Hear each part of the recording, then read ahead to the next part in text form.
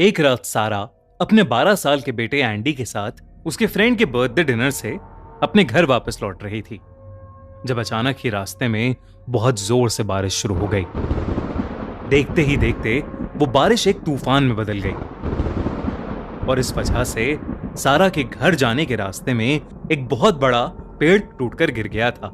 सारा अपने बेटे एंडी के साथ उस एरिया में नई नई शिफ्ट हुई थी, इसलिए उसे घर जाने का कोई दूसरा रास्ता नहीं पता था। तभी सारा की नजर थोड़ी ही दूर एक बहुत बड़े से मैंशन पर पड़ी।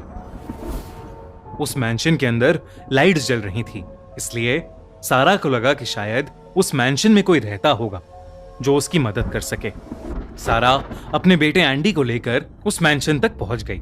सारा ने उस मैंशन की बेल बहुत बार बजाई, मगर किसी ने दरवाजा ही नहीं खोला। लेकिन फिर वो दरवाजा अपने आप खुल गया।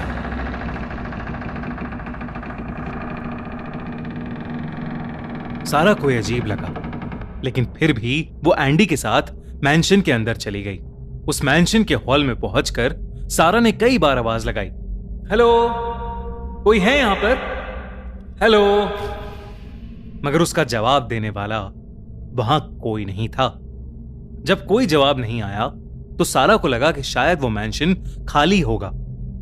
वो मैंशन देखने में थोड़ा अजीब सा था, थोड़ा डरावना सा, लेकिन रात बहुत हो गई थी और दोनों बहुत थक गए थे।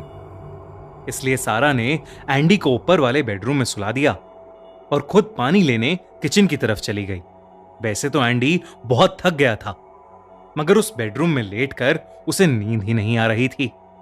उसे एक अजीब सी बेचैनी लग रही थी और तभी उसे उस कमरे में रखी कबर्ड के अंदर से कुछ आवाज आई। एंडी उठकर बैठ गया और ध्यान से उस आवाज को सुनने लगा। उस कबर्ड के अंदर से कोई एंडी को पुकार रहा था। एंडी। वहीं दूसरी तरफ सारा मैंशन के हॉल में पहुंची तो उसकी नजर वहां रखी एक पुरानी चेयर पर पड़ी। सारा उसी चेयर पर बैठकर पानी पीने लगी, लेकिन तभी वो चेयर अपने आप ही झूलने लगी। घबराहट के मारे सारा के हाथ से पानी का गिलास छूट गया और वो उस चेयर से निकलने की कोशिश करने लगी, मगर तभी वो चेयर खुद ब खुद तेजी से आगे बढ़ने लगी। सारा किसी तरह उस चेयर से कूदी और उस हॉल के फ्लोर पर एक पुतले के पास जाकर गिर पड़ी। सारा उस पुतले के सहारे ऊपर उठी रही थी कि तभी उस पुतले का सर सारा की तरफ मुड़ गया। यह देखकर सारा के होश उड़ गए। डर के मारे वो ऊपर भागी। वहीं ऊपर बेडरूम में अलमारी से आ रही आवाजें सुनकर एंडी अब थोड़ा घबरा गया था। वो धीरे से उठकर उस अलमारी की तरफ जाने लगा, लेकिन उसकी नजर सामने लगे शीशे पर पड़ी।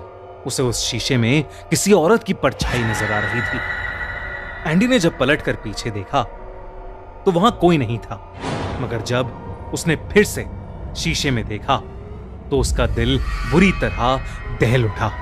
उस शीशे में उसे दो चमकती हुई नीली आंखें नजर आ रही थीं। वो उसी औरत की परछाई थी जिसने उसे अभी अभी देखा था। एंडी वहीं खड़ा कांपने लगा कि तभी वो औरत बहुत जोर से चिल्लाई और उसने एंडी की तरफ एक बहुत बड़ा चाकू फेंका।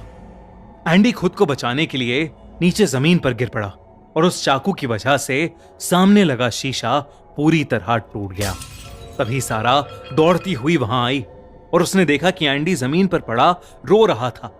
और फिर अचानक उस कबर्ड के अंदर से फिर से आवाज आने लगी, मगर इस बार वो आवाज सारा को बुला रही थी।